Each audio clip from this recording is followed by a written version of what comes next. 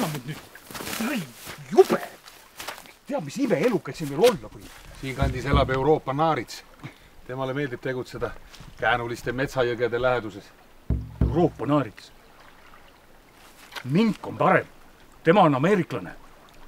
Vastupidav. Mingid on toodud karusnaha farmidesse ja mõningatel on õnnestunud sealt põgeneda, aga mink tõrjub Euroopa naaritsa välja. Mis sa nüüd räägid? Ükski ameeriklane ei tõrju eurooplast kusagilt välja. Mingile tuleb lihtsalt öelda, et pakigu oma kohvrid ja mingu Ameerikasse tagasi.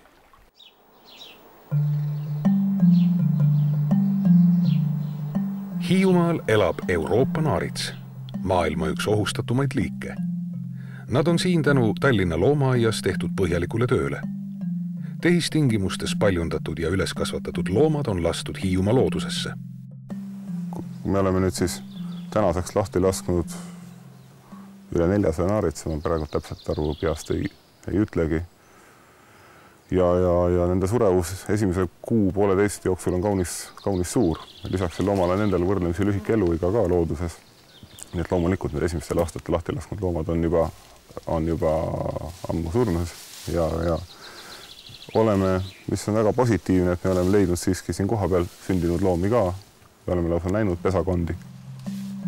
Varjulise loomakese jälgi on keeruline leida. Et teada saada, kuidas Euroopa naaritsal vabas looduses läheb, kasutatakse erinevaid meetodeid. Hiiumaal katsetatakse inglaste eeskujul esimest aastat seireparvi. Parve eeliseks on võib-olla just ka see, et meil ei ole vaja oodata seda 5 vihmavaba päeva, mis võiks naaritsaäljaid ära pühkida. Enne Euroopa naaritsa Hiiumaa loodusesse laskmist tuli sealt kinni püüda nende konkurendid. Ameerika naaritsad ehk mingid. Need loomad, kes me võtame tehistingimustest, nad ei ole ette valmistunud, nad ei ole harjunud selle konkreetse kohas elama, ei tea neid riske ohtusid, ei tea, kuidas sealt toitu saakloomi kätte saada, et kuidas neid kõiki asju niimoodi optimeerida, et tõesti see asurkond saaks nagu endale algused. Tulevikus loodetakse Tallinna loomaaias kasvatatud Euroopa naaritsaid viia ka Saaremaale. Nii tekiks Eestisse teinegi haruldaste loomade asurkond.